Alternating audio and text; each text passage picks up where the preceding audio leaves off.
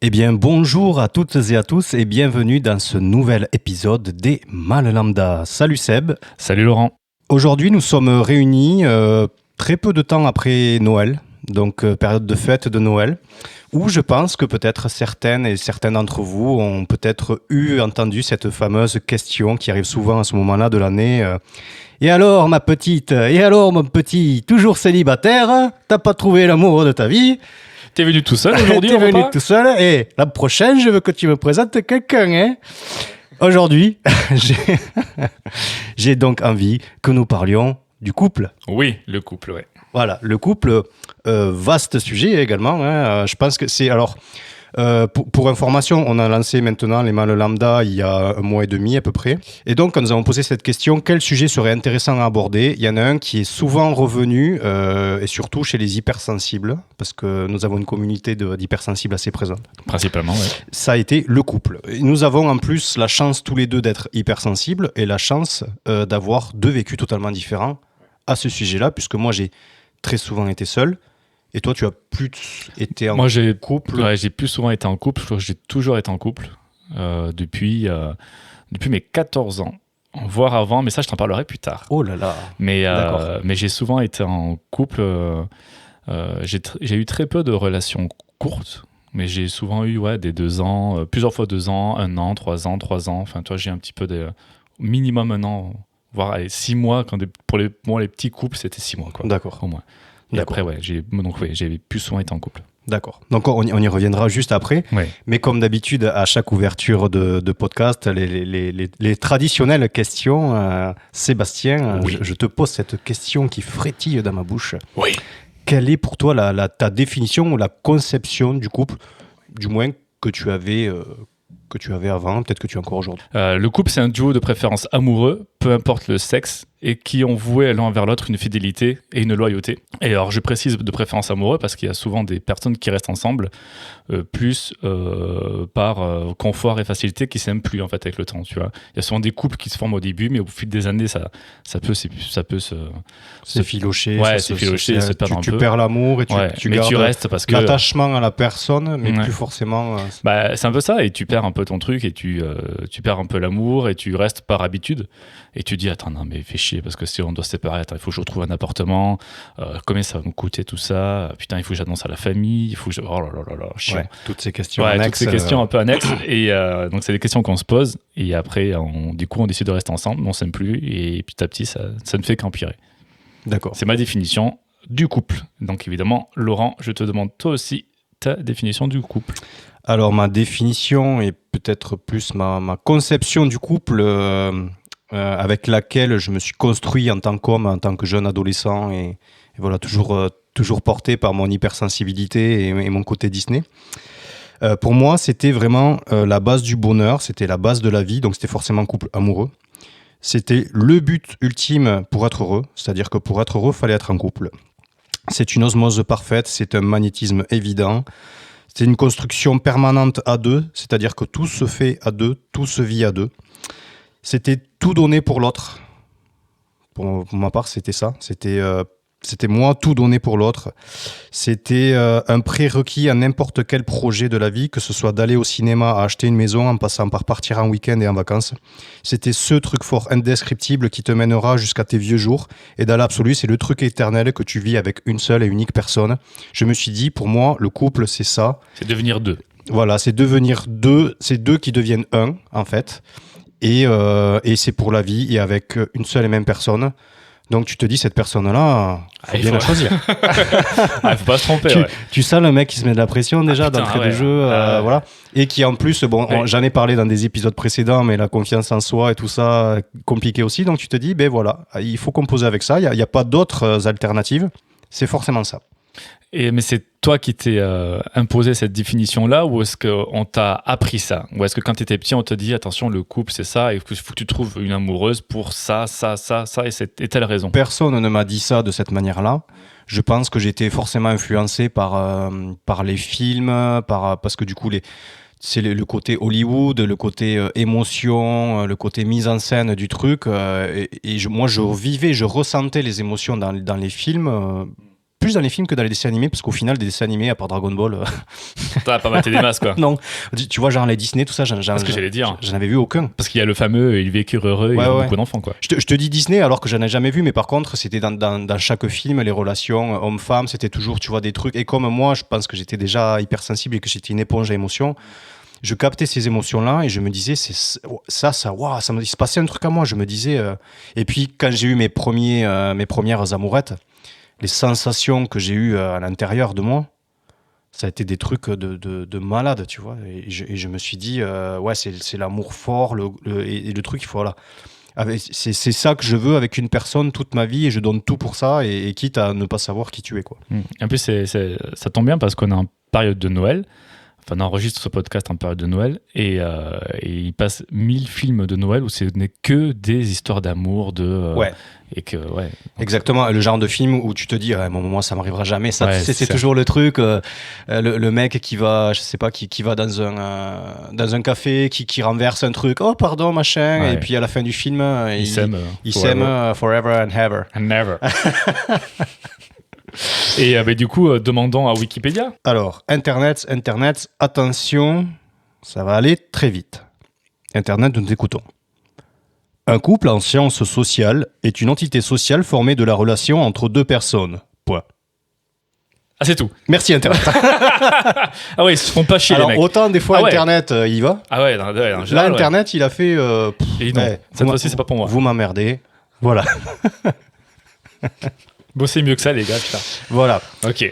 Donc, pour préparer ce podcast, j'ai un petit peu pris le temps de faire une petite mise au point, un petit bilan de ma vie sentimentale, amoureuse, et de ce que je considère comme des couples, tu vois, comme des histoires que je comptabilise en couple ou pas. Voilà. Donc, j'ai calculé, j'ai commencé à 18 ans. Si tu veux, je peux juste vite fait te dire ce qu'il y a eu avant, Bah ouais. très succinctement, parce que je ne l'ai pas préparé là. Surtout à partir de l'âge adulte que j'ai retracé un petit peu mon parcours. Parce que tu considères que ce qui se passe avant n'est pas du couple ou c'est de l'amour? Si, j'en ai eu un vraiment, Okay. mais comme voilà, c'était, je sais pas, dans ma tête, tu sais, j'ai des schémas, des cases, des trucs, et je me suis dit, c'est comme ça que je vais le raconter. Ça, Ok, bah vas-y. Bienvenue dans un monde hypersensible. Donc, premier amour, je pense que c'est au CE1. Je pense que je peux dire, on est resté 1 an ensemble, mais sans jamais se dire qu'on était amoureux ou machin. C'est juste qu'on s'était dit, on est un couple. Voilà. Et une fois, je me rappelle, elle m'avait fait un pointu. Oh, c'est beau. Alors, est-ce que tu peux expliquer, Laurent, ce qu'est un pointu pour cette jeune génération qui nous écoute? Alors écoutez-moi les petits jeunes.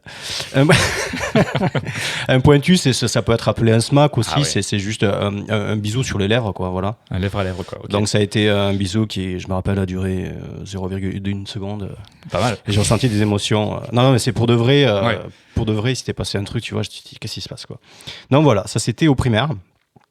Ensuite, je suis au collège. Je suis resté 1 an avec une fille.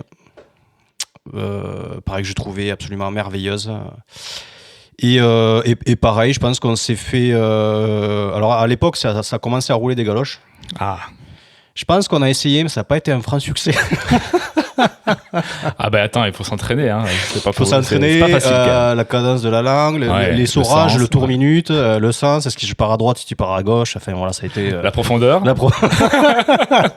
À quel moment je respire, tu vois, tout ça, quoi. C'est les trucs qui se passent généralement derrière le bus, avant que les bus partent, tu voyais tous les couples qui se galochaient derrière c'était comme bus, ça.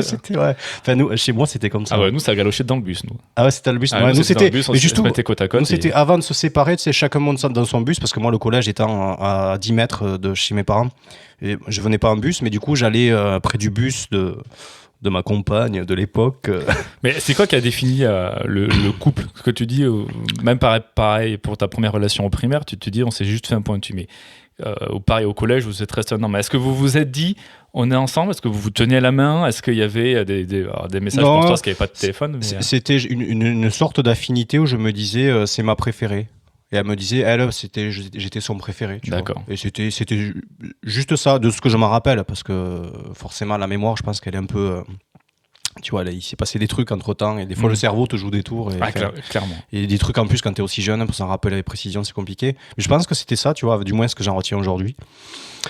Et en sixième, commençait déjà, c'est la préadolescence quand même. Elle commençait un petit peu à avoir des sentiments, des trucs comme ça. Et je pensais souvent à elle quand je rentrais chez moi et tout ça le soir. Ok.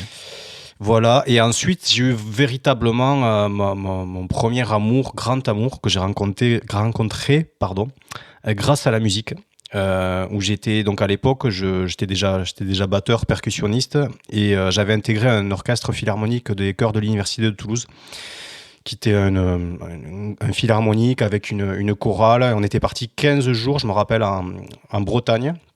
On avait fait un rassemblement sur Toulouse, on avait bossé le répertoire pendant 2 jours, et ensuite on était parti faire des concerts dans des églises en Bretagne, enfin dans des grandes cathédrales avec une espèce d'acoustique de ouf. Et là, je tombe sur une violoniste, je la vois, je tombe direct, le coup de foudre, quoi, tu vois, le cœur qui s'emballe et tout. Et du coup, je me disais, ouais, mais elle ne voudra jamais sortir avec moi, tout ça. Et je me rappelle qu'à l'époque, il y a un pote qui, pareil, il flash sur elle, il va la voir pour lui déclarer sa flamme, ce que j'étais incapable de faire. Donc, moi, je me suis dit, ouais, il va sortir avec elle et tout, machin. Et puis, quelques temps après, je vois mon pote, c'était pendant une des soirées qu'on était en Bretagne, mon pote qui se barre. Pas très content, et elle vient me voir et tout, et j'ai dit ça va, qu'est-ce que vous êtes dit et tout. Ben, il a voulu sortir avec moi et je lui ai dit non, parce que j'avais quelqu'un d'autre en tête et tout. Je fais ah bon, et c'est qui? Elle me fait ben, c'est toi. Oh, c'est beau. Et là je fais bon, alors là, mais là ça y est, mon film hollywoodien commençait, quoi, tu vois, parce que là pour le coup j'avais 15-16 ans, tu vois. Ouais, d'accord. 15-16 ans, donc là c'est vraiment Ah ouais, donc là c'est plus ouais, l'amour, ouais. c'est là, mais ouais, ok. Et donc en fait le truc c'est qu'elle habitait à Pau, et moi à Toulouse, et que bon, ben, à l'époque il n'y avait pas forcément déjà il n'y avait pas les réseaux sociaux, il n'y avait pas tout ça, donc on s'écrivait des lettres, mais ça commençait à avoir les internets pour envoyer des emails, comme on dit. Donc on s'envoyait des emails, machin, mais en fait on est resté 1 an et demi ensemble, mais sans se voir. À distance, ouais. On s'est vu quand on s'est vu la première fois qu'on est sortis ensemble, et on s'est revu 1 an et demi après, quand il y a eu un revival de cet orchestre-là. Ils avaient réinvité les musiciens sur Toulouse. On s'était revus, on était ressortis ensemble, mais c'est tout. Donc ça a été une histoire très belle et très forte. Okay. Donc je me dis, je vois que c'est pas possible, je comprends, et je me dis c'est ça que je veux avec une personne. Donc là commence vraiment ce que j'ai posé sur le papier. Voilà.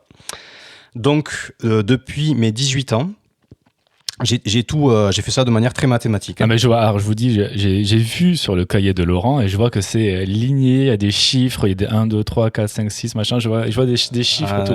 Il est interdit de copier, je te préviens. Ok, je copie pas. Attends, moi, c'est pour ça que j'ai un ordi, parce qu'au moins tu peux pas voir ce que j'ai écrit. Ouais. Donc, du coup, depuis mes 18 ans, donc il s'est passé 19 ans, voilà, ça passe, hein. Miladier. Miladier. J'ai, en tout et pour tout, été 3 ans en couple si je cumule tout. D'accord. Et j'ai été 16 ans célibataire. Voilà. Voilà un petit peu le résumé. Ok. Donc, si tu veux, j'ai mis sur papier un petit résumé de toutes ces histoires-là, avec justement, maintenant que tu connais ma conception du couple et tout ça, je vais te raconter ce qui s'est passé succinctement. Je ne vais pas rentrer dans les détails parce que voilà. Ok. Voilà. Première relation, c'est avec C. J'en avais déjà parlé dans des podcasts précédents, mais j'avais pas dit sa lettre. Avec qui je reste. Alors, je parle en mois. Parce que, un mois? En mois, ouais. Okay. 15 mois, voilà. Et j'avais 21 ans. Ok. J'avais 21 ans. Donc, c'est le premier grand amour réciproque d'adulte. C'est les papillons dans le ventre. C'est je suis follement amoureux. C'est on est jeunes, mais on passe que nos week-ends ensemble parce que du coup, elle avait 4 ans de moins que moi. Donc moi j'avais 21 ans, elle en avait 16-17, tu vois. Donc on se voyait tout le temps chez ses parents, et en fait on était une bande de potes et on passait tout le temps notre temps ensemble dans un groupe d'amis, tu vois, où tout le monde était en couple avec le pote de l'autre. Enfin, du coup on était devenus une bande. Sauf qu'en fait elle me quitte. Moi j'étais très amoureux d'elle, et elle me quitte parce que en fait sexuellement ça ne marchait pas. D'accord. À cause de moi. De ton côté. De mon côté à moi, il y avait des soucis. Je pense que bien plus tard, on en parlera tôt ou tard. On en parlera bien. Parce qu'il y a des choses à dire là aussi, des idées préconçues, des stéréotypes. Donc je vis ça comme un gros drame. Parce que pour moi, c'était vraiment cette fille avec qui je me voyais justement partir dans ce parcours que je t'ai énoncé Ouais, au dans début, dans cette image. conception Ouais. du couple, je me disais, j'étais voilà, physiquement, je la voyais, il n'existait qu'elle, je ne voyais aucune autre fille, elles n'existaient pas à côté, il y avait rien, quoi, il y avait que elle. Et donc là, c'est très compliqué, surtout déjà l'image que j'avais de moi, pareil, j'en parle dans des podcasts précédents, de me dire tu te retrouves seule, elle te quitte à cause de ce que je viens d'évoquer, donc problème fin sexuel. Et donc là, je me dis, t'es mort, en fait, t'es mort dans le game, c'est fini. T'as raté ta seule et unique chance de vivre ce truc-là, c'est fini. Et donc là, j'ai une traversée du désert qui dure 7 ans. Donc, de tes 21 ou 22 ans De du mes coup 21 à mes 28 ans, Ouais. pendant 7 ans, je fuis même, je fuis Les filles. les filles. Et le truc, le truc qui est dur, c'est que je sens que je plais à des filles qui me plaisent, que je trouve bien. Mais j'ai tellement honte et tellement peur et je suis tellement triste et atterré que je les évite. En fait, je fuyais ces nanas-là. Donc, forcément, tu sais, tu te prends des trucs plein la gueule après. Tu sais, autour de toi, personne comprend, en fait. Ouais. Tu vois, ça. Parce que ouais, t'es resté en fait toute la vingtaine qui est l'âge normalement à laquelle Ouais. on découvre Tu découvres, tu découvres des petites histoires de couple, Bien sûr. tu te Tu vis découvres des petits sexuellement, moments. tu Bien découvres sûr. plein de choses. Et moi, je ne découvrais rien, en fait. Et je suis resté 7 ans tout seul Parce que tu t'es mis une pression de malade sur ton terme du couple et ouais. Ouais, exactement. Et du coup, voilà, je fuyais tout, quoi. Je fuyais tout et ça a vraiment été. J'ai installé des trucs au plus profond de moi-même qui sont encore là aujourd'hui, hein, et qui, du coup, expliquent ce qui s'est passé après, plein de choses et qui expliquent encore des choses aujourd'hui pour moi. Donc c'est un vrai souci pour toi, en fait, la relation amoureuse. Ouais, complètement. Et c'est pour ça que j'avais fortement envie qu'on fasse ce podcast parce que je sais que je suis pas seul et que voilà, chacun. Et c'est important d'en parler justement pour montrer qu'on n'est pas seul à vivre des choses comme ça. Surtout qu'il n'y a pas qu'un schéma en fait. Chacun. Exactement. Tout le monde, quand tu écoutes tout le monde, mais personne n'a le même parcours, personne n'a la même histoire, la même vie, quoi. Donc c'est ça. Et c'est vraiment quand tu prends conscience de ça que tu te dis en fait, je suis peut-être pas une anormalité. Ouais. C'est juste qu'on nous a fait prendre conscience qu'il y avait qu'une façon d'être en couple, qu'un truc, et que ça c'était la normalité. Du coup, quand tu fites pas là-dedans, que tu rentres pas là-dedans, mais tu te dis. Et que tu as ta normalité à toi, quoi. Ouais, c'est ça. Et donc une fois passé un petit peu cette traversée du désert là, de 7 ans, donc déjà tu te dis, tu vois, moi ça a appuyé le fait que j'avais un souci, parce qu'en fait tout le monde ne comprenait pas pourquoi je fuyais ces nanas-là qui venaient vers moi, tout ça, donc bien sûr j'ai des réflexions, t'es pédé ou quoi, enfin tu vois, bon, pas de potes, hein. Parce que mes potes, jamais de la vie, me diraient ça, quoi. Mais tu sais, des gens de l'entourage, des trucs comme ça. La famille un peu. Oh, non, pas la famille. Non, pas la famille, heureusement. Sinon, je les bannis à tout jamais. Non, pas ma famille, mais voilà, c'est des gens que tu connais, que tu fréquentes d'un peu, enfin, tu vois, de ci, de là, qui te disent, mais enfin. Et du coup, t'es là, j'étais là, mais fermez-la, quoi. Tu vois, mais fermez-la. Bref, et du coup, arrivé à 28 ans, il se passe des trucs dans ma vie, voilà, qui font que je me dis, bon, mec, en fait, tu vas pas mourir demain, quoi. Tu vois, ta vie, il reste encore normalement un petit peu de temps. Donc je me dis, bon, sors-toi le doigt, essaie d'accepter, ouvre-toi, tu vois, essaie de t'ouvrir un petit peu. Et donc à 28 ans, je décide de m'ouvrir et en fait, le genre de truc que je déteste qu'on fasse en plus, mais à cette époque-là, bon, finalement ça a été une bonne chose. C'est des amis à moi qui parlent de moi à une de leurs copines. Et en gros, ils m'arrangent le coup, tu vois. Ah oui. Ils m'arrangent le coup en disant, t'es Lolo, il est célibataire, parce que du coup... tout le monde c'est de la bienveillance quand même, ils ont tous envie que je sois avec quelqu'un, que je sois bien, que je sois heureux, parce qu'ils voyaient que ça me rendait triste en fait d'être seul et de pas arriver, tu vois, à sortir de ce truc là. Et donc il m'arrange le coup, la nana il lui monte le bourrichon grave en disant ouais, les musiciens machin, il monte de photos de moi, donc du coup bon, la nana elle se prend au jeu, quoi, elle se dit ouais putain il est pas mal machin, et du coup en concert, je faisais un concert avec Rose à l'époque, la première année. Et puis arrive cette fille, en gros il me la pose devant, plateau, quoi. il me la pose devant la scène, elle était, et ils arrêtaient pas en plus de la faire chier, tu vois, en disant, elle me montrer du doigt comme ça, elle ne savait plus où se mettre, enfin c'était pas violent, c'était pas méchant, c'était bon enfant, c'était vraiment bon enfant. Et bon bref, donc là je me dis bon, allez, ça me met un peu en confiance, tu vois, c'est pas un truc il n'y a pas trop de pression, c'est cool, allez, on y va. Et donc, je reste 9 mois avec cette fille, M. Et donc ça m'aide, je reprends confiance en moi, je vis des moments qui sont cool, tu vois, des moments à deux, ce que je disais tout à l'heure, d'aller au cinéma, d'aller au resto, tu vois, de faire ces trucs-là à deux. Et je me dis, putain, c'est cool, tu vois, ça commence un petit peu à... Je Ça commence ressemble à quelque chose. Ouais, Quoi. à ressembler à quelque chose. Mais le problème, c'est que il n'y a aucun sentiment qui se déclenche en moi. Je ne suis pas amoureux et elle est amoureuse de moi, quoi. D'accord. Donc là, quand je sens le trop gros décalage, ça me met en plus, quand je commence à sentir des trucs comme ça, je me ferme encore plus. Et donc là arrive le moment où je dis, en fait, non, quoi, je la quitte. Donc moi, je la quitte. Au bout de combien de temps? Au bout de 9 mois. Ok. Voilà. Je la quitte. Du coup, je retraverse un mini désert, un petit désert, mais de 3 ans uniquement. Et ensuite, je rencontre S, que j'en ai parlé dans un épisode précédent sur les applications de rencontre. On reste 10 mois ensemble. Et là, pareil, je reprends aussi confiance en moi. Je vis aussi des moments qui sont très cool avec une fille qui m'ouvre l'esprit sur d'autres choses, mais déjà, et sexuellement, déjà, où ça, Où ça va mieux? ouais, où ça commence à aller mieux, où je me dis, tiens, dis donc, tu peux communiquer, tu vois. Tu peux communiquer, tu peux expliquer des choses. Ouais, t'es pas obligé d'être parfait, de tout savoir dès le début. Ouais, Quoi. je suis pas obligé d'être aussi Freddy, tu vois. Et là, du coup, tu te dis, ah ouais, c'est cool, tu vois. Donc, ça m'ouvre l'esprit. Et puis, sur plein d'autres choses aussi. Ça me fait grandir, vraiment. Et là, c'est pareil, en fait, elle habite un peu loin. Donc, on se voit uniquement les week-ends. Donc, un coup chez elle, un coup chez moi. Et pareil, sentimentalement, tu vois, je l'aime bien, mais je suis pas amoureux, quoi. Je suis pas amoureux. Et elle sent que et on me l'a redit récemment, que j'avance avec le frein à main. Ah, tu vois, ouais. J'avance, mais t'as les roues qui font qui traînent un espèce de truc derrière. T'avances en drift, quoi. Et ouais, c'est ça. Je suis un peu en crabe, tu vois. Et du coup, elle le sent, donc elle se protège aussi. Et elle ne s'ouvre pas totalement pour se protéger. Bon, finalement, ça s'arrête aussi. Donc voilà. Et ensuite, assez rapidement après cette relation-là, arrive elle, avec qui, alors je compte cette relation, qui dure 1 mois et demi. J'ai 32 ans seulement. Du coup, je suis tombé amoureux d'elle 3 ans auparavant. Elle était en couple.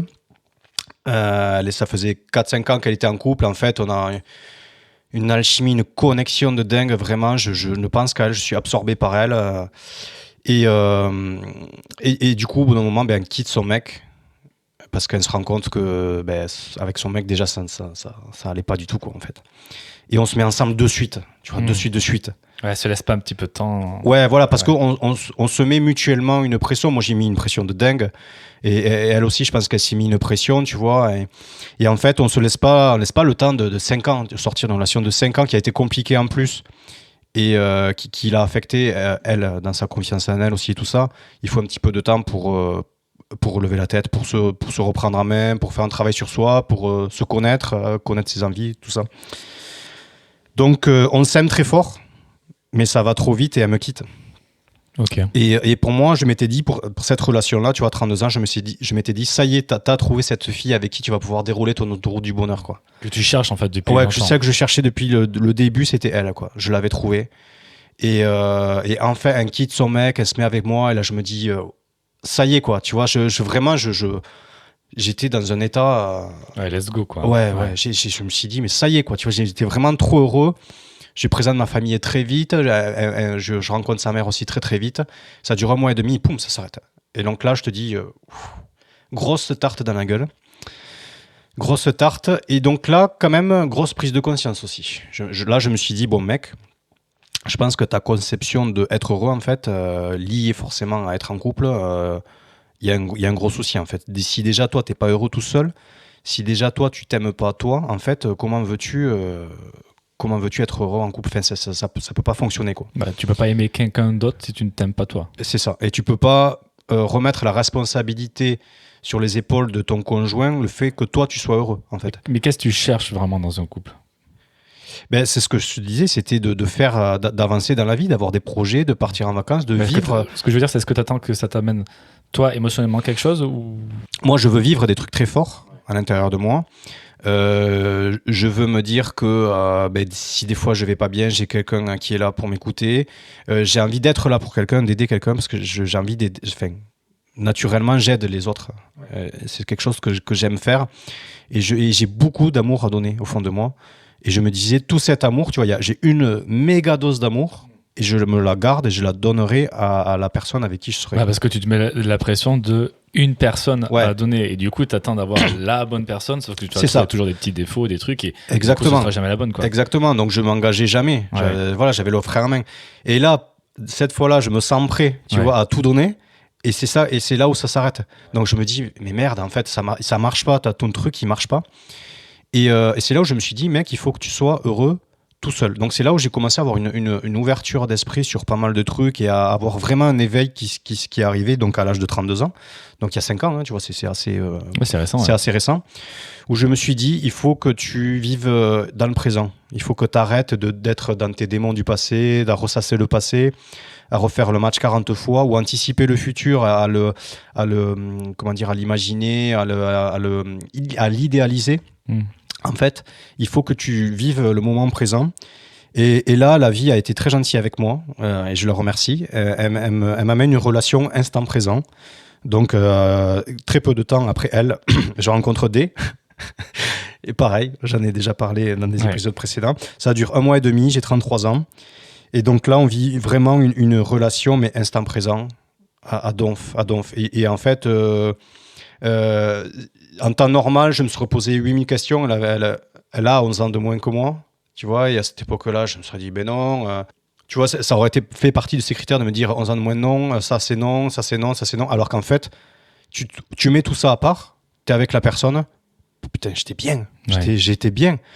Et donc là, en fait, c'était moment instant présent. On s'est aimé, mais on savait qu'on allait se quitter parce que c'était pas possible. Elle était pas à Toulouse. Enfin bon, bref. Mais voilà, c'est là que je me suis dit, bon, ben en fait, c'est possible. C'est possible de vivre des choses fortes, même si elles ne durent pas longtemps. Et c'est pas grave. Et il faut essayer de se laisser aller, en fait. Tu vois, de lâcher prise et d'y aller. Et moi, j'ai toujours cette peur de m'engager, de me dire, si tu dis un truc, il faut que tu sois vraiment sûr de ce que tu dis, parce que tu t'engages et pour moi, c'est à vie. Ouais, genre, tu vois, si je ressens quelque chose pour une fille, si je me dis, si tu lui dis je t'aime, pour moi, je m'engage à vie à lui dire je t'aime. Et si dans 2 mois, je l'aime plus, je vais m'en vouloir de lui avoir dit je t'aime 2 mois avant parce que j'avais envie de lui dire. Par contre, je le dis pas, je le garde pour moi. Et tu vois l'engrenage, tu vois le truc se dessiner. Je vois complètement. Et moi, j'ai eu ce truc-là quand j'étais avec ma deuxième copine, ma deuxième relation longue. Il y a un moment où elle est un peu plus distante, tout ça. Et moi, j'étais angoissé complet. J'étais en internat au lycée. J'étais angoissé complet, j'étais pas bien. Et il y a un pote qui me dit, non mais mec, de toute façon, tu vas pas te marier avec elle. Donc, tu t'en fous. Et ça m'a fait réfléchir, en fait. Je dis, mais pourquoi je lui ai dit, mais pourquoi je me marierais pas avec elle on est ensemble, quoi, tu vois. Ouais. J'étais dans le même truc, mais en fait, tu te mets ensemble. Pour la vie. Pour la vie, quoi. Ouais. Il fait, non. Enfin, vous avez 18 ans, vous vivez une histoire, ça va durer quoi 1 an, 2 ans, voire un peu plus si tu as la chance, mais quand même, statistiquement parlant, il y a quand même très peu de chances que tu vas vivre ta vie avec elle, quoi. Enfin, donc, détends-toi, en fait. Ouais, c'est ça. Et en fait, c'est con, mais cette phrase, je me dis, putain, il a raison, ce con, en fait. Tu vois, et moi ça m'a fait du bien et du coup ça m'a un peu déstressé et je me suis dit mais même si je me fais des relations, je vis l'instant à fond, mais je me mets pas la pression. C'est pour ça que j'ai toujours eu du mal par contre à me projeter, du coup, paradoxalement. Oui, parce qu'en fait c'est ça le truc, on va dire la complexité de ce truc-là, c'est que j'ai ce même truc, j'ai pas la réponse aujourd'hui en fait, c'est pareil. Mais je me suis dit si je suis dans l'instant présent, j'y arrive et j'ai eu des exemples récents. Qui m'ont montré que c'était possible. J'étais dans l'instant présent et je ressens des choses et je suis bien. Et si je cogite pas au futur et tout ça, ben en fait, si tu fais instant présent par instant présent, ben petit à petit, ça t'amène dans le futur, tu vois, et sans t'en rendre compte, tu vois. Mais si sur ce moment d'instant présent, on va me dire... et dans 3 mois, ça dirait qu'on parte voyager là, ou dans 6 mois, de faire un truc... Et là, je vais commencer tout seul, mais sans m'en rendre compte. Mais c'est vraiment un truc qui est très fort, très ancré. À paniquer. Vraiment à paniquer. Et à me dire, mais dans 3 mois, si tu ressens plus rien pour elle, et si machin, et si truc, et si tu t'engages et qu'après, tu vas te fermer, tu vas plus avoir envie, tu vas être obligé d'y aller. Enfin, je me prends la tête. Enfin, voilà, hypersensible, une question qui en amène une autre, de l'interprétation et forcément des scénarios négatifs. Bah oui. Parce que le truc, c'est qu'en fait, j'envisage jamais des trucs optimistes où je me dis, putain, dans 6 mois, s'il faut, je vais l'aimer encore plus, je vais avoir envie de faire encore plus de trucs avec elle. Et du coup, je me conditionne en fait à aller faire en sorte que je me ferme. Et après, quand je me ferme, c'est trop tard. Tu vois, et il y a aussi ces trucs que je me suis rendu compte, en fait, c'est que quand je suis... exemple récent aussi, quand je suis avec la personne et j'étais bien, c'est ça qui compte, en fait. Parce qu'après, quand je suis seul, je réfléchis. Et c'est là où je commence à me poser des questions, à me dire, ouais, mais... à interpréter des trucs. Après, tu sais, dans les échanges par écrit, tu vois, quand tu t'écris après, tu interprètes toujours un peu le truc en te disant... Et donc, tu commences à te prendre la tête et à t'éloigner. Et tu t'éloignes du ressenti que tu as quand tu es en présence de la personne. Et pour moi, c'est ce que j'essaie de me dire à chaque fois quand je me perds dans mes pensées, c'est de me dire, ce qui compte, c'est ce que tu ressens quand tu es avec la personne. Et pas ces moments entre deux où tu vois pas la personne et où je reviens seul chez moi et où je repars dans mes délires, dans mes trucs, tu vois. Et c'est ça encore qui est trop présent chez moi et qui fait que j'arrive pas à me projeter, à me lâcher. Je peux arriver maintenant à avoir de l'instant présent, à m'autoriser des choses. C'est déjà pas mal. Et c'est déjà bien. C'était pas le cas. Et, ouais, non, c'était pas le cas il y a encore un petit moment. Maintenant, j'arrive à me lâcher dans l'instant présent.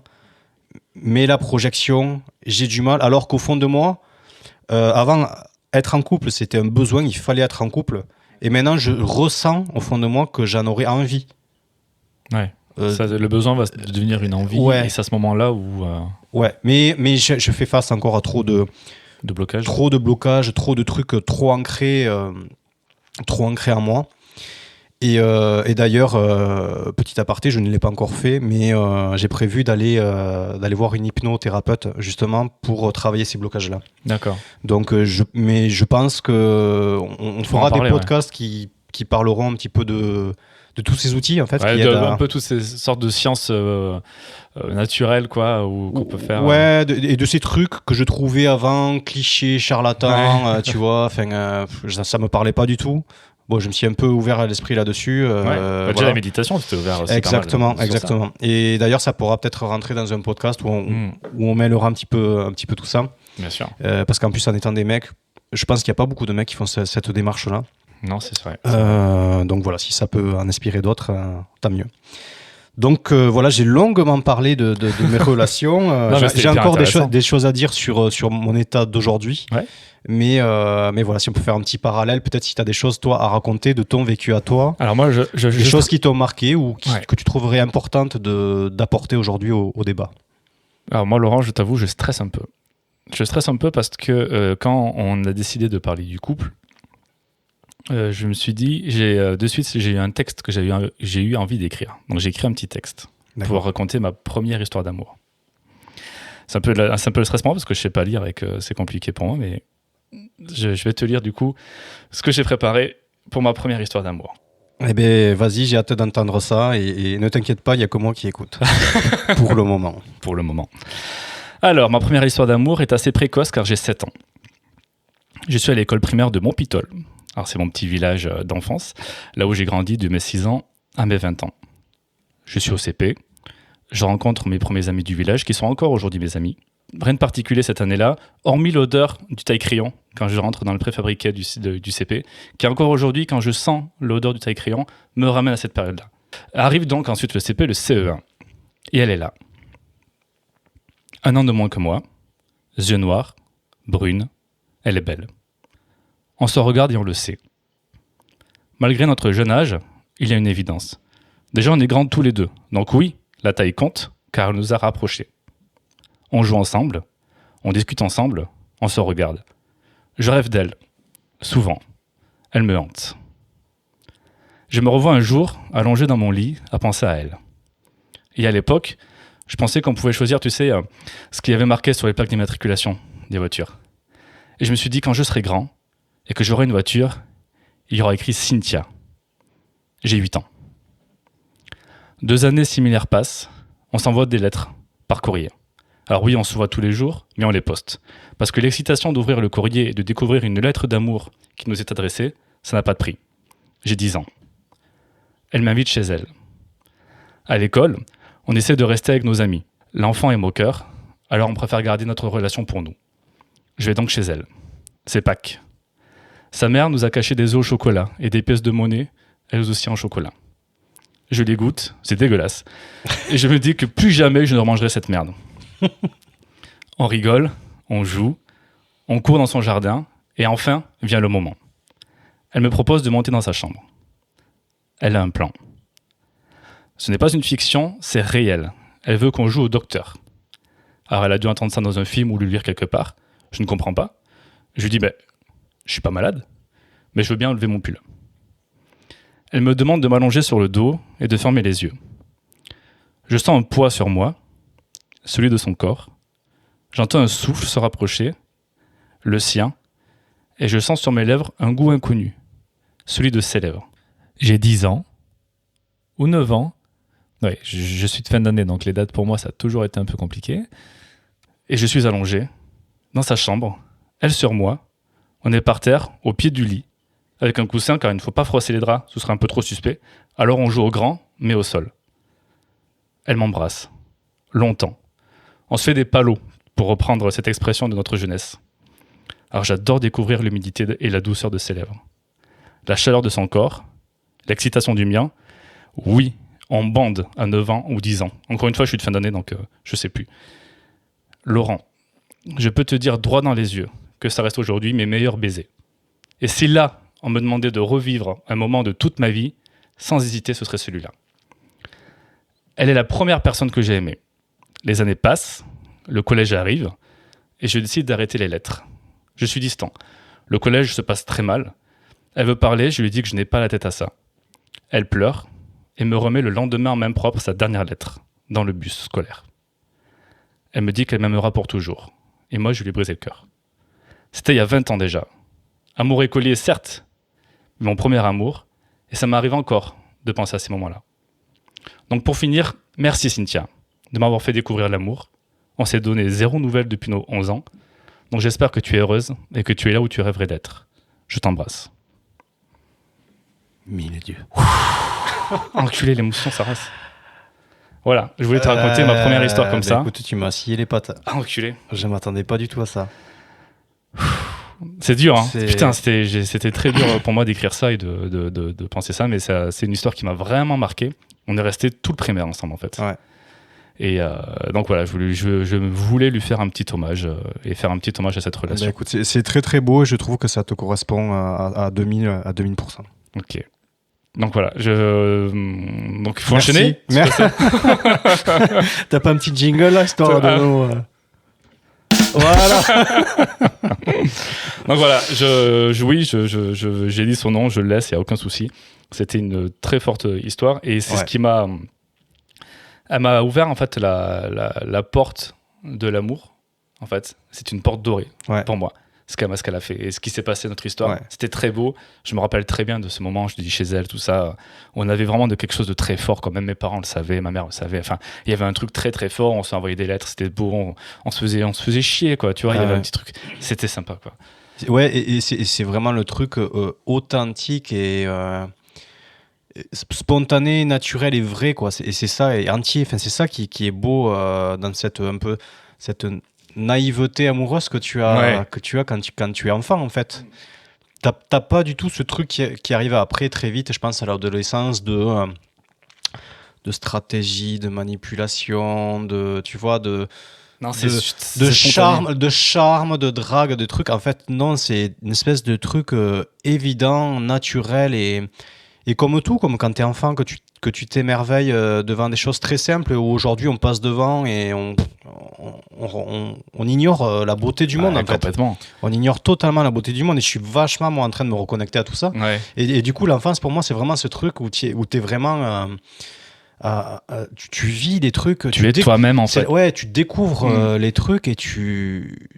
Ouais, c'est le premier pas de l'homme sur la lune, quoi. À chaque fois que tu fais un truc, quoi. C'est vrai. Et c'est très bien écrit. Franchement, c'est très touchant, très touchant. Merci. Et en fait, suite à cette relation, je pense que je me suis dit, en fait, c'est possible de vivre une histoire très forte, d'être amoureux, que ça s'arrête. Et je me dis, en fait, je peux recommencer encore. Ouais. Donc, j'ai pas eu ce blocage que tu as, toi, ni cette vision du couple ou de la pression du couple. Parce que je pense que toi, c'est vraiment une pression que tu te mets ou qu'on t'a mis ou j'en sais rien, mais peut-être que tu te mets sur le couple et que ça doit être parfait. Peu importe qui l'a mise, elle est là. Quoi. Elle est là, ouais. Elle est là, elle est très ancrée. Et ouais, c'est très très compliqué. C'est comme j'aime à me le dire, c'est vraiment, dans un jeu vidéo, mon boss final, c'est celui-là, quoi. Ouais. Autant, tu vois, j'ai arrivé les missions annexes, Ouais. j'en ai réussi pas mal parce que je viens vraiment de loin par rapport à plein de trucs, Ouais. où j'arrive maintenant à avoir des facilités là où j'avais des grosses difficultés avant. Et des trucs que je me pensais incapable de faire avant, que je fais aujourd'hui avec des hauts débats, hein. Ouais. C'est comme tout. Mais là, vraiment, mon boss final, C'est l'amour. C'est l'amour, ouais. Amour, sexualité, tout Ouais. ça, c'est entremêlé parce que C'est le relationnel en fait ouais, avec l'autre, quoi. ouais. Parce que pour moi, pareil, je pense que j'ai envie de partir dans tous les sens là, mais le sexe sans amour, moi personnellement, je n'y arrive pas. Ok. Je ne peux pas. D'accord. Je ne peux pas. Ok. Mais après, donc je reviens juste sur ça et que après, non, moi j'ai pour parler un petit peu de mes couples. Après, je vais pas m'étendre autant que toi, je pense, parce que moi j'ai pas eu de soucis par rapport à ça. J'ai toujours été en couple et en fait, je pense même un petit peu trop. Je pense un peu trop en couple, mais j'étais persuadé qu'un jour je ne plairais plus. Et donc, me sentir seul, quand j'étais célibataire et seul, je me disais, mais je ne trouverai plus jamais personne, plus personne ne voudra de moi. Vite, donc, si je suis avec quelqu'un, je la garde.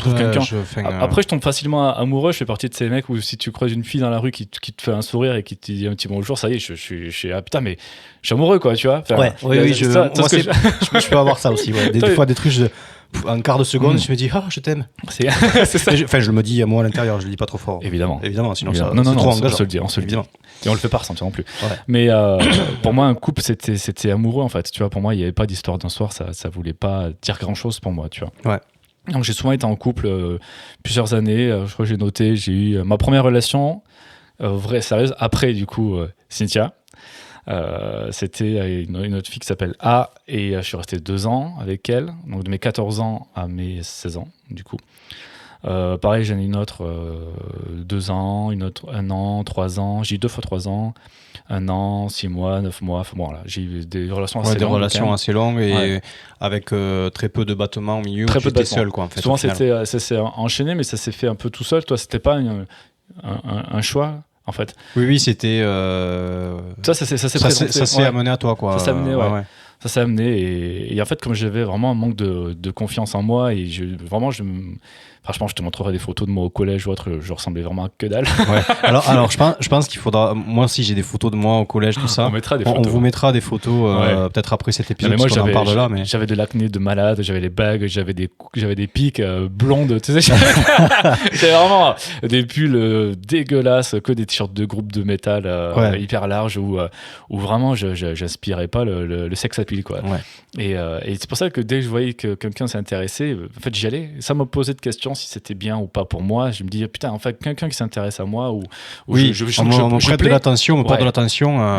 J'y vais. Ouais. C'était un peu ça. Après, j'ai eu vraiment de très très belles histoires, évidemment, mais il y en a qui n'étaient pas nécessaires, vraiment, je pense. Oui, mais bon, c'est une expérience et ça t'a permis de te rendre compte de certaines choses. Et de toute façon, chaque relation est une expérience où tu apprends, en fait. Tu apprends, de toute façon, la vie est faite d'expériences. Bien sûr. C'est le but de la vie, c'est de mener des expériences. Ah, carrément. Et puis après, on parle d'un format de couple. Mais des couples, il n'y a pas que ce format-là aussi. Tu vois, aujourd'hui, l'avantage des réseaux sociaux et de l'ouverture un peu d'esprit des gens, j'ai l'impression, c'est que ça nous a amené d'autres signification. Exactement. Et du coup, juste avant qu'on rebondisse là-dessus, parce que je pense qu'il y a tu as préparé peut-être un petit quelque chose ou Non, je n'ai pas préparé forcément un petit quelque chose, mais on pourra parler aussi des différentes formes que peut prendre le couple, quoi, ou même des différentes expériences de nos connaissances, tu vois, sur ça. Mais bon. Oui, c'est ça, de parler un petit peu de ce qui se dit aujourd'hui, qui a peut-être toujours été fait, mais qui était très très tabou ou très mal vu, et qui commence un petit peu à émerger grâce au réseau et à la libération de la parole et ce genre de choses, où du coup tu te dis tiens voyons c'est quoi ça et est-ce que c'est si mal que ça? Est-ce que je vais aller en enfer si je fais ça, tu vois. C'est toujours ce truc, tu vois. Donc juste avant qu'on parle un petit peu de ces différentes formes, donc du coup je te disais que j'ai eu cette relation qui m'a fait prendre le déclic que en fait il fallait que je sois heureux tout seul avant enfin tu vois que le bonheur c'était pas forcément être en couple, qu'il fallait que je sois déjà heureux tout seul. Le problème, c'est de ne pas aller d'un extrême à l'autre Et je pense qu'aujourd'hui, je suis un peu trop à l'extrême de je suis vraiment bien seul, tu vois. D'accord. Et comme avant, je me disais, il faut à tout prix que je sois deux pour être heureux. J'ai peut-être cet effet, l'effet qui se coule, tu vois. L'effet inverse aujourd'hui, un peu trop ancré de me dire, pour être heureux, il faut que je sois seul. Ok. Tu vois. Et c'est aller d'un extrême à l'autre. Et je trouve que des fois, dans ce que tu peux trouver justement sur la libération de la parole, des trucs comme ça, t'as trop des trucs qui veulent trop te conforter dans ton truc. Genre, par exemple, tu t'es célibataire parce que tu galères à être en couple, et du coup, il y a des trucs qui te mettent trop en avant le fait non, mais être célibataire, c'est trop bien, c'est l'avenir de l'humanité. Ça va trop loin en fait. Tu vois, ça va trop loin dans le truc de. Avant, on te disait trop, il faut être en couple, et presque maintenant, on te dit trop, il faut être célibataire. Ouais, c'est vrai. Ouais. Et tu vois ce truc-là? En fait, les gens se battent plus, en fait, tu vois. Il y a aussi ce truc-là de. Ouais. Quand t'es en couple, mais c'est pas grave, si ça te plaît pas, tu changes et t'en trouveras une autre. On t'incite à te C'est ça. Et je m'en rends compte, moi, personnellement, que je suis en train que j'ai pris. C'est pas je suis en train, je l'ai déjà pris, cette tangente-là, et je commence trop à être dans ce truc-là de je me conforte dans ce truc de je suis célibataire, je suis seul. Mais d'un côté, non, si j'ai un peu de tristesse au fond de moi, si je sens un peu de solitude, tout ça, c'est que j'aimerais partager des trucs avec quelqu'un, quoi, tu vois. Donc, comme tout dans la vie, j'essaie de prendre mon curseur et de le remettre un petit peu au milieu du réglage, tu vois. Parce que là, je sens que je suis trop parti dans ce truc-là de vivre seul. Voilà, l'avenir, c'est le célibat, quoi. Ok. Enfin, voilà. Ok. Ouais, j'entends. Et moi, c'est pareil, au niveau, quand tu parles de curseur, c'est que j'ai l'impression, quand je te disais que j'avais eu peut-être trop de relations, j'ai l'impression d'avoir usé ma dose d'amour. Et en fait, j'ai l'impression de plus arriver à aimer, de plus arriver à avoir de sentiments, de trucs. J'ai l'impression d'être vide et de me dire, mais en fait, putain, ouais, j'ai usé mon quota d'amour. En fait, voilà. Après, je pense qu'il faut le remplir, il faut refaire le plein. C'est ça. Mais et du coup, ouais, j'ai un peu cette crainte-là d'avoir perdu la magie du début des couples. Parce que tu sais, quand t'as pas été souvent en couple ou autre, ou quand c'est le début, dès que tu rencontres quelqu'un, c'est un truc ouf, tout exactement. ça. Et en fait, aujourd'hui, j'ai l'impression que ça va tellement vite qu'il n'y a plus ce côté de magie, il n'y a plus ce côté on se cherche, c'est de suite on se plaît, on se met ensemble, ou on se plaît, on se voit, et puis histoire. C'est ça. Et il y a aussi ce piège-là d'essayer de retrouver ces trucs que tu avais avant. Genre, je sais pas, ton histoire que tu viens de raconter, avec Cynthia. Ouais. Tu te dis tellement, j'aimerais trop revivre un truc comme ça. Mais non, si tu prends ça comme référence, c'est pas bon. Si tu l'as vécu une fois, ça, et puis c'était ton premier, donc ce sera tout le temps différent en fait. C'est sûr que ça sera différent. Et je sais que moi aussi, j'ai ce piège-là de me dire d'essayer de re-avoir des sensations que j'ai eues quand je me rappelle avoir vraiment été amoureux, tu vois. Et du coup, je me dis, si je suis pas ça, c'est que si je ressens pas ça, ça veut dire que je suis pas amoureux. Ouais, c'est ça. Donc je me ferme et je me dis non. Alors que non, en fait, tu vois, c'est pas ça. Et voilà, donc du coup, je pense que c'est une bonne transition parce que là, on parlait de le couple et le célibat, comme ce qui oppose le noir et le blanc, et les gentils et les méchants, le paradis et l'enfer. Voilà, dans ce monde manichéen. Et en fait, non. Ouais, il y a d'autres choses qui existent. Il y a d'autres formes. On parle aussi pas mal de polyamour. Ouais. Alors, le polyamour, on va dire oui, mais c'est comme la polygamie. Et ce serait intéressant d'abord de faire de montrer la différence, d'expliquer la différence entre le polyamour et la polygamie. Le polyamour, c'est quand chacun peut avoir plusieurs partenaires. Donc, tout le monde est au courant de ce que fait l'autre et tout le monde l'accepte. C'est ça. Et donc, polyamour, il y a le mot amour dedans. C'est ça. C'est-à-dire que tu as plusieurs relations amoureuses. Amoureux de plusieurs personnes. Et tout le monde l'accepte. Et la polygamie, par contre, c'est quand tu as une seule personne du couple, en général un mec, qui voit plusieurs nanas. Oui. Mais chaque nana ne peut pas avoir plusieurs. Genre Raël, Raël on t'embrasse de où tu es dans l'espace, ou je sais rien. Il s'est fait de l'argent lui avec ses conneries, lui. Bon bref. Non mais ouais, voilà. Donc il y a des pays où c'est autorisé, où c'est légal la polygamie. On rappelle qu'en France c'est interdit la polygamie. Mais le polyamour c'est ça, c'est quand chacun peut voir plusieurs partenaires et que chacun le sait et que tout le monde l'accepte. Ouais, que tout se passe bien. Ouais, en gros tu as établi des règles entre tout le monde qui sont respectées. Qui sont respectées, qui sont saines. Et ça fait poser pas mal de questions, on se dit mais en fait du coup on peut quitter ce schéma de couple 1 à 1 quoi, tu vois. Ouais. Et c'est vrai que c'est des fois des trucs que je me pose, tu vois, quand des fois je rencontre quelqu'un que je trouve bien et tout ça, des fois je me dis et si demain tu rencontres une autre qui te plaît plus, mais je sais pas pourquoi je me pose cette question, elle ne sert à rien cette question. Ouais. Mais je me dis, imagine tu rencontres quelqu'un qui Et donc du coup, je vais ni aller vers la personne avec qui potentiellement je pourrais aller au début, ni vers l'autre, et au final je vais vers personne. Et alors que peut-être, tu vois, peut-être que le polyamour, ça peut être, bon, et bien sûr, comme on a dit, il faut que ça corresponde à tout le monde. C'est la définition du polyamour. Et quand je vois ça comme ça, tu me le poses sur la table, tu me présentes le concept, je me dis ça peut être très cool, tu vois, ça peut être un truc. Par contre, de là à dire, est-ce que je suis capable de faire ça, Est-ce que tu pourrais accepter que... Et moi, d'aimer quelqu'un d'autre alors que j'aime quelqu'un avec le sentiment de culpabilité que j'ai au fond de moi, est-ce que je suis capable de faire ça et de bien le vivre? J'ai un doute.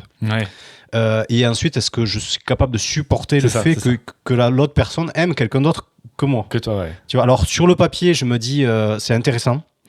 En pratique, pour le moment, c'est compliqué. Vraiment. Est-ce que tu as peur que... Est-ce que ce qui te gêne, c'est que la personne a des sentiments pour quelqu'un d'autre ou que la personne couche avec quelqu'un d'autre? Parce qu'il y a aussi cette jalousie sexuelle, quoi. Et moi, j'ai un couple de potes qui ont remédié à ce truc-là, qui ont 2 enfants, qui sont ensemble depuis peut-être 15 ans, j'en sais rien. Et, mais par contre, s'il y a une soirée, il y en a un qui déconne, qui couche avec quelqu'un d'autre, c'est pas grave, en fait, il se l'accepte. D'accord. Souvent, il rentre, il est déjà rentré bourré, il fait putain, j'ai encore couché avec machine. Et sa meuf se fout de sa gueule et dit qu'est-ce que t'es con, allez, va prendre une douche, parce qu'il est con. Non.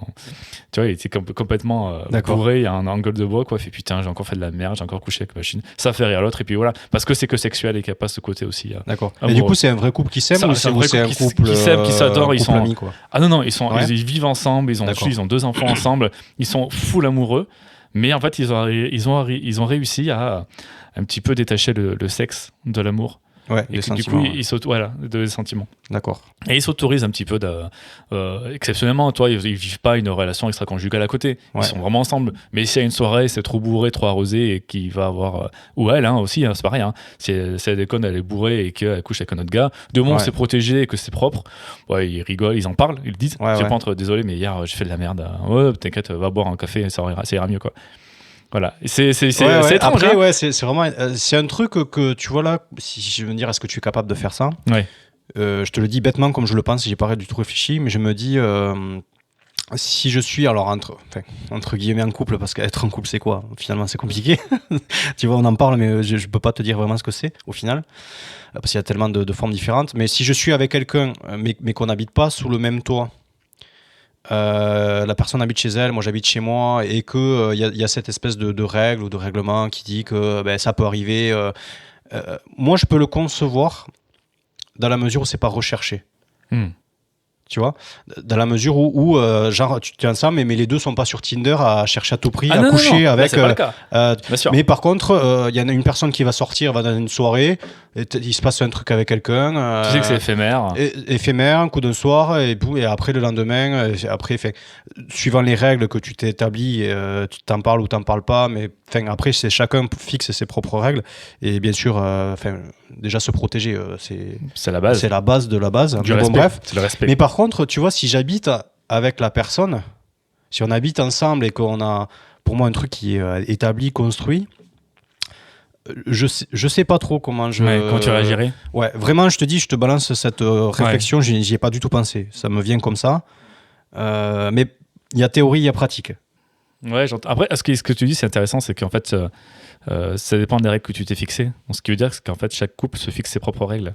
Il n'y a pas un schéma à respecter. Non, mais c'est comme il n'y a pas une seule forme de couple. Il n'y a pas une seule forme de règle à respecter. C'est une règle, c'est un contrat clair. Et pas un truc où tu vends quelque chose à la personne en te disant je vais faire plus. Et tu vois, il faut vraiment être sincère et honnête, quoi. C'est ça, c'est la difficulté du couple. Ouais. Et ce qu'en plus, aujourd'hui, on est vachement influencé, comme tu dis, par le cinéma, mais il y a aussi les pubs, il y a aussi les réseaux sociaux. Donc, des fois, tu es ancré dans ta relation, tu es sûr, mais on va te parler. C'est facile, en fait, aujourd'hui, de rencontrer du monde et de discuter et de vite flancher, tu vois. Donc, c'est bizarre. Et comme je te disais au début, le couple ne se bat. Il y a beaucoup de couples, alors je vais pas généraliser parce que c'est pas vrai, mais il y a beaucoup de couples qui ne se battent plus, où t'es ensemble, ça se passe bien, et puis il y a un souci, et ils se séparent, en fait, tu vois. Et est-ce que c'est un combat? Est-ce qu'on a envie de mener ce combat? C'est tellement compliqué. Oui, c'est ça, vaste sujet. Je pense qu'on pourrait en faire un milliard de podcasts. On peut faire un milliard. Et la vie qu'on a aujourd'hui, peut-être dans 6 mois, 1 an, en fonction des expériences qu'on aura eues d'ici là, on aura peut-être d'autres discours, d'autres trucs. Et c'est peut-être un des sujets qu'on peut refaire en plusieurs épisodes, comme le premier sur l'hypersensibilité. Parce qu'il y a plein de choses à dire. Il y a plein de choses à dire, bien sûr. Il n'y a pas qu'un truc. Là-dessus. Et tu vois, le problème, c'est que maintenant, c'est mon boss final, donc ce que je te disais tout à l'heure. Et, le couple. Et le couple. Et je me dis que j'ai l'impression que je suis devenu, du coup, ultra difficile, compliqué dans la beauté intérieure de la personne et dans sa beauté extérieure aussi. Et pour moi, le physique, c'est important. Oui. C'est important. Pour moi, le physique, c'est... quand je te dis physique, c'est le charme. Le charme que dégage la personne. C'est le magnétisme que ça provoque quand je vois la personne, tu vois, pour la première fois, c'est cette étincelle. Et après, ça va être ce qu'elle a à l'intérieur, ses valeurs. C'est ça qui va faire que... Mais t'attends quand même un coup de foudre. Mais j'attends quand même un coup de foudre. Et un truc où, tu vois, je vais rencontrer une personne qui a juste des valeurs, mais que j'ai pas eu cette petite électricité, tu vois, au début. Pour moi, ça peut être une très bonne amie, mais j'envisage pas quelque chose avec, parce que en plus, comme je te disais tout à l'heure, même pour moi, sexe sans sentiment, ça marche pas non plus. Ouais. Donc je suis dans une sorte d'impasse, en fait, tu vois. Et une question que je me suis posée, et je pense qu'on en avait déjà parlé, tu vois, je me dis, est-ce que j'aurais eu les mêmes attirances physiques que j'ai aujourd'hui, tu vois, le même attrait pour les personnes s'il n'y avait jamais eu de médias, s'il n'y avait jamais eu de presse, si on ne nous avait jamais dit depuis qu'on est tout petit, ça c'est une belle femme, ça c'est un beau mec, ça c'est une belle femme, ça c'est un beau mec. Tu vois, la beauté, le machin, l'influence dans laquelle on baigne depuis toujours. Je me dis, si j'étais né dans un monde sans images, enfin sans images qu'on t'impose et sans trucs qu'on t'impose, est-ce qu'aujourd'hui, une fille que je vais catégoriser aujourd'hui comme elle me plaît pas physiquement, est-ce qu'aujourd'hui, tu vois, s'il faut, je serais allé vers cette personne-là. J'ai pas la réponse, hein. Je te balance ça comme ça, tu fais ce que tu veux. Mais après, il y a aussi, parce que quand tu te mets avec quelqu'un, il y a aussi le regard de l'autre. Des autres, je parle. C'est-à-dire que quand tu te mets avec quelqu'un, tu te dis ok, il faut qu'elle me plaise, mais il faut qu'elle plaise aussi aux gens, à mes potes, pour pas qu'ils se foutent de ma gueule, ou parce que j'ai pas envie qu'ils disent il sort avec machin, bizarre, tout ça. Alors quand j'étais jeune, c'était vachement plus ça. Bien sûr. Moi, c'est moqué de moi au collège, parce que quand j'étais avec ma première copine, on me faisait chier, quoi. Tu vois. Et du coup, tu fais attention avec qui tu sors. Ah ouais, c'est l'humain. L'humain, bien sûr. L'humain est compliqué, même comme tu dis, le rapport en société des couples. C'est compliqué, c'est compliqué. C'est ça.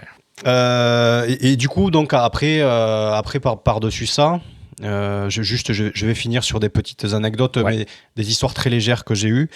Je sais pas si tu as déjà été ghosté par quelqu'un. Par message. Je vais te raconter une anecdote. Une fille que je rencontre sur Tinder. Je me permets l'instant présent. Tu vois, je me dis, tu vois, justement, en ce moment, je suis dans l'instant présent. Okay. C'est récent, hein, c'est il y a 1 an. Ok. Je rencontre sur Tinder. Et du coup, on se voit. Et tu vois, j'ai ce truc physique, je la vois, il se passe quelque chose. C'est vraiment physique. Hein. À l'intérieur de moi, il se passe un truc quand je vois la personne, je me dis, elle me plaît.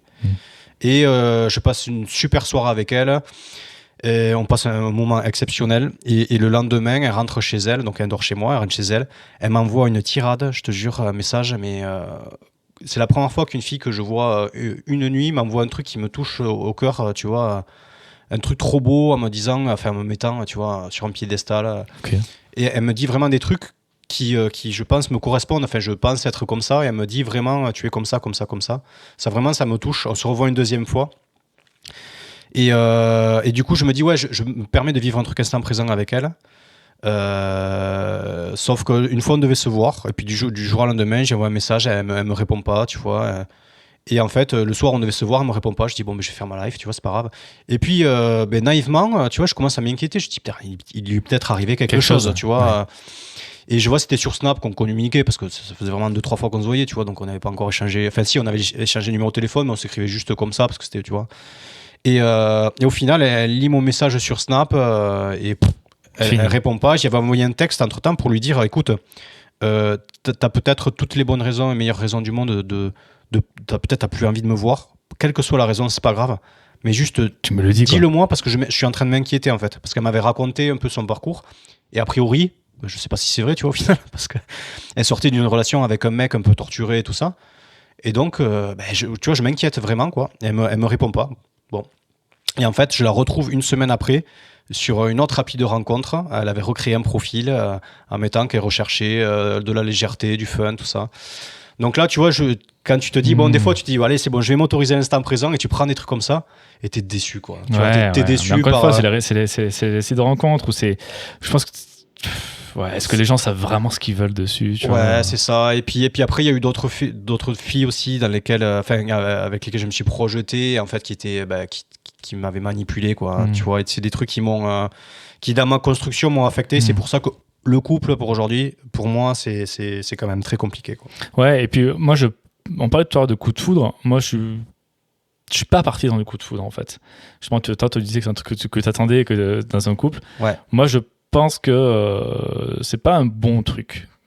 De par mon expérience et de par l'expérience de mes potes, mais je pense qu'une relation, ça se construit vraiment petit à petit, et au contraire, je préfère les relations où j'ai pas eu ce coup de foudre parce que je mets trop d'attentes quand j'ai un coup de foudre. Ouais. Quand j'ai un coup de foudre, je mets énormément d'attentes dans le truc. Alors que quand c'est une relation qui se fait, tu rencontres quelqu'un amicalement, une soirée, et puis tu fais, attends, il y a peut-être un truc un peu plus, et tu creuses et tu discutes. Ouais. Et là, tu te laisses surprendre. Tu te laisses surprendre et tu as une vraie construction. Et moi, je dis ça parce que j'ai des potes qui sont sortis ensemble par coup de foudre, sur un coup de foudre, et du coup ne se sont jamais quittés et n'ont jamais été avec d'autres personnes. Ouais. Et souvent, ils ont des fois beaucoup de soucis. Et en fait, tu te dis, mais pourquoi tu vas...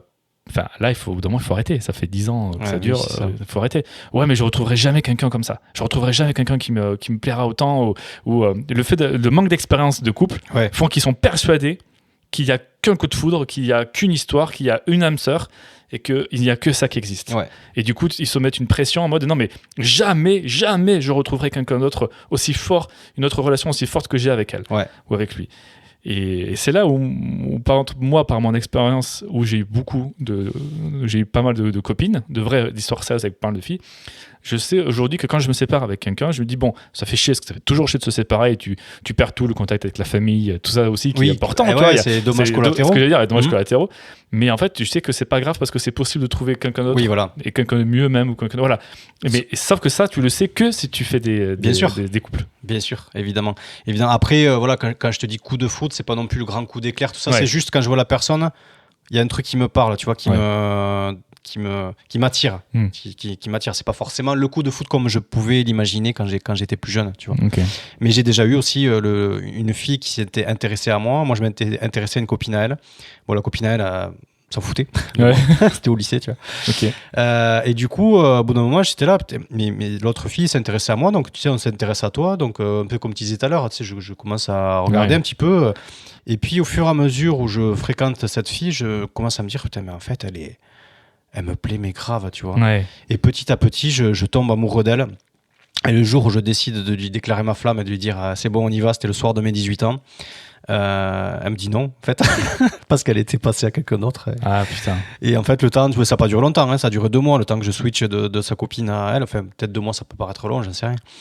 Mais du coup, je m'en étais mordu les doigts après, quoi. Ouais. Tu vois ? Ouais, je vois. Je m'en étais mordu les doigts parce que c'était vraiment une fille qui me plaisait, quoi. En fait, au final, quand j'avais pris le temps de... Et du coup, même physiquement, elle était encore plus belle. Plus je la connaissais, plus elle était belle aussi, évidemment. Et des fois, c'est l'inverse. C'est-à-dire que des fois, c'est souvent l'inverse. Ça, l'inverse, je l'ai eu aussi. Quand une fille que je trouvais trop belle, tu vois, quand c'est trop... Enfin, je sais pas, je vais pas faire de généralité non plus, mais... Tu vois, et puis bon...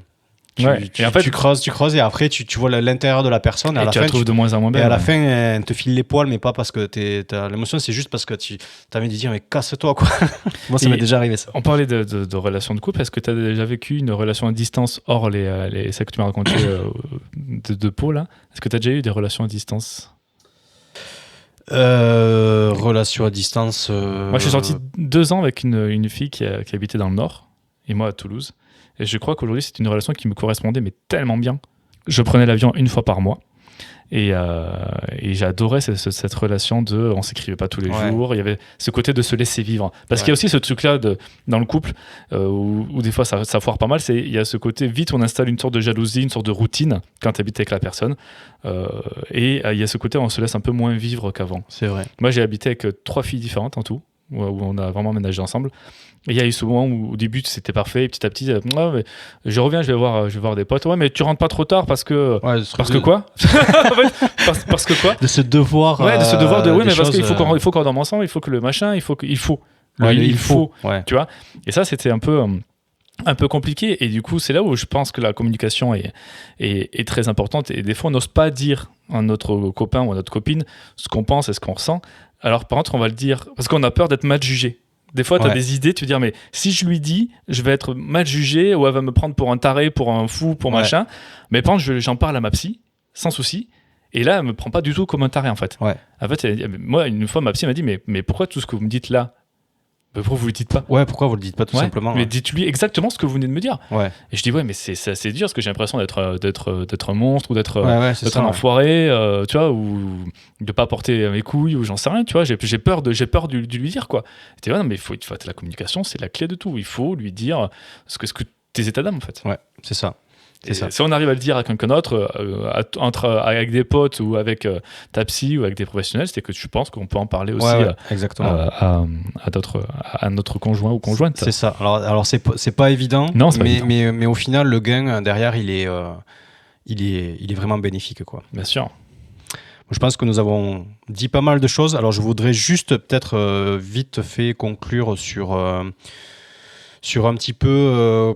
là où j'en suis aujourd'hui par rapport au couple et la conception que j'ai, qui n'est pas la conception définitive. De toute façon, je pense qu'il n'y en aura jamais, parce que ça évoluera au fil de mes rencontres et de ma vie.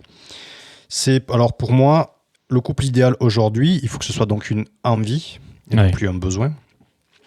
C'est être un avant d'être deux, c'est-à-dire exister en tant qu'individu et pas en tant que couple. Voilà. C'est respecter la place et les envies de chacun. C'est une relation saine, bienveillante, avec une communication bien établie. C'est une relation sans pression, où on peut tout se dire. Donc ça rejoint ce que tu viens de me dire. Et on doit tout se dire.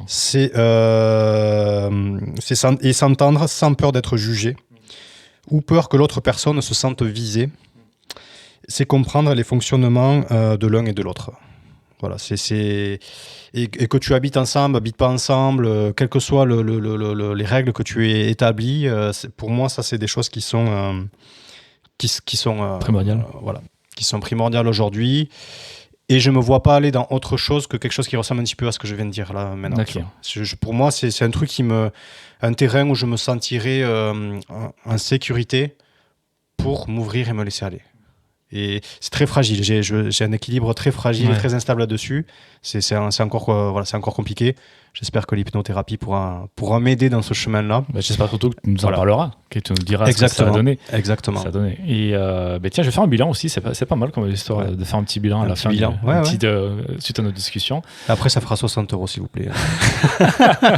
Ou est-ce que vous prenez Lydia ou PayPal ? Voilà.